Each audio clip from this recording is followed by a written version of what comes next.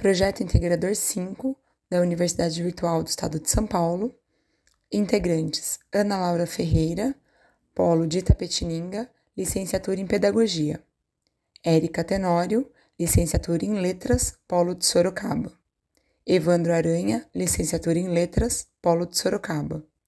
Juliana Góes de Moura, licenciatura em Matemática, Polo de Votorantim. Karen Cristine Carvalho Venceslau, licenciatura em Pedagogia, Polo de Sorocaba.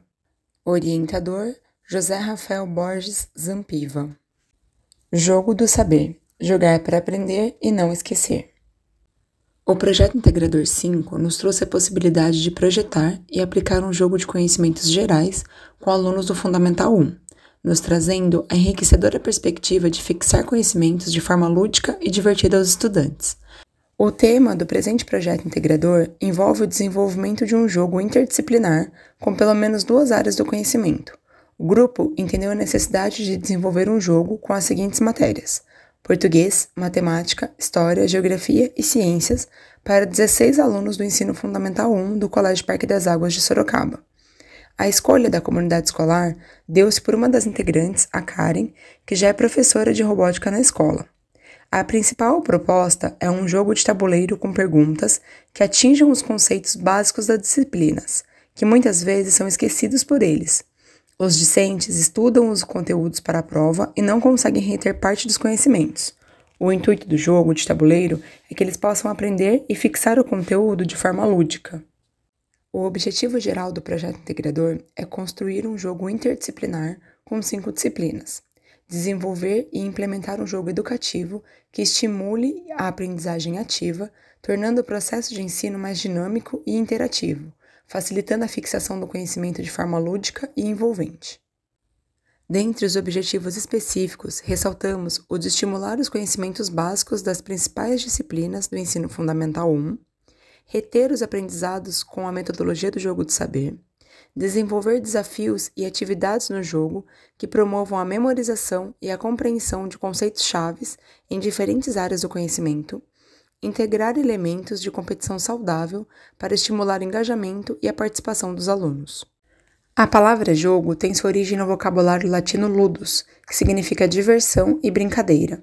No contexto educacional, o jogo é um recurso capaz de promover um ambiente planejado, motivador e enriquecido, possibilitando a aprendizagem de diversas habilidades. Segundo Jean Piaget, a atividade lúdica é fundamental para o desenvolvimento intelectual da criança. Ele destaca que o jogo não se trata apenas de um mero entretenimento, mas de um meio que contribui e enriquece o desenvolvimento cognitivo. Piaget afirma que o jogo é, portanto, sobre as suas formas essenciais de exercício sensório-motor e de simbolismo, uma assimilação do real à atividade própria, fornecendo a esta seu alimento necessário e transformando o real em função das necessidades múltiplas do eu. O desenvolvimento psicomotor é essencial para aquisição mais elaboradas, como as intelectuais. Dinello destaca que, pelo jogo, a psicomotricidade da criança se desenvolve num processo prático de maturação e de descobrimento do mundo circundante. Oliveira corrobora essa ideia, ressaltando que as ideias apresentadas pelos alunos podem ser amenizadas dentro da sala de aula, desde que o professor esteja atento ao potencial motor, cognitivo e afetivo de cada aluno. Desta forma, o jogo deve ser estimulado como fonte de aprendizagem.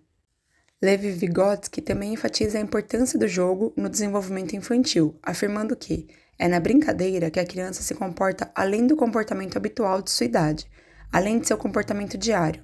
A criança vivencia uma experiência no brinquedo como se ela fosse maior do que é na realidade. O brinquedo fornece estrutura básica para mudanças das necessidades e da consciência da criança. Diante do exposto, destaca-se a importância do lúdico para o desenvolvimento físico e mental da criança. O jogo auxilia na construção do conhecimento, na socialização e na autoestima, quando utilizamos como objetivo pedagógicos bem definidos. O ensino mediado por atividades lúdicas cria um ambiente gratificante e estimulante para o aprendizado.